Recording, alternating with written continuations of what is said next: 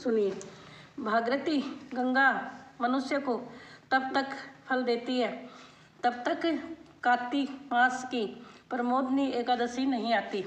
कार्तिक मास में शुक्ल पक्ष की प्रमोदनी एकादशी के व्रत को फल एक शास्त्र ओम में से अजक यज्ञ के बराबर होता है।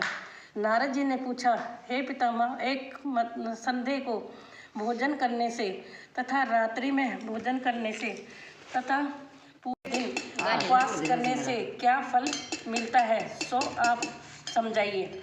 राजी बोले, बीच में भोजन करने से एक जन्म का पाप दूर होता है। सायकाल भोजन करने से 2 जन्म का समस्त पाप नष्ट होते हैं।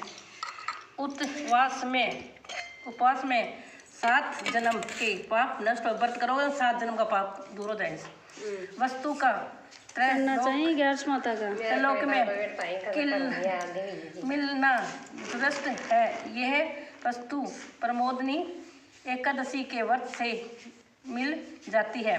प्रमोदनी एकादशी के प्रभाव से सुमेरु पर्वत के समान कठिन पाप मोक्ष से ही नष्ट हो जाता है। अनेक पुण्य जन्म के किए हुए कामों को वह प्रमोदनी एकादशी का व्रत क्षण भर में ही नष्ट कर देती है। ये जो मनुष्य अपने स्वभाग अनुसार ही इसी प्रमोदनी एकादशी की विधि पूर्वक व्रत करते हैं और उन्हें पुण्य फल प्राप्त होता है।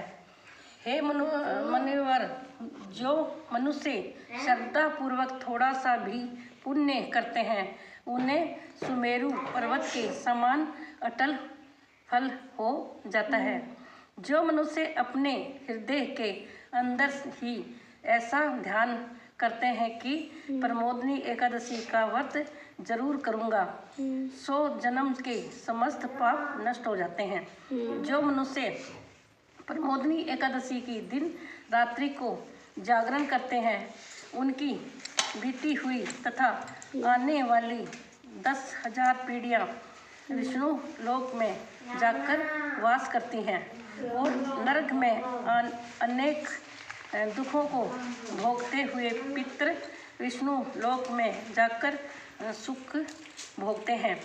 हे ब्रह्मजी, यदि महान पाप संसार में जितने भी तीर्थ हैं तथा जितने भी तीर्थों की आशा की जाती है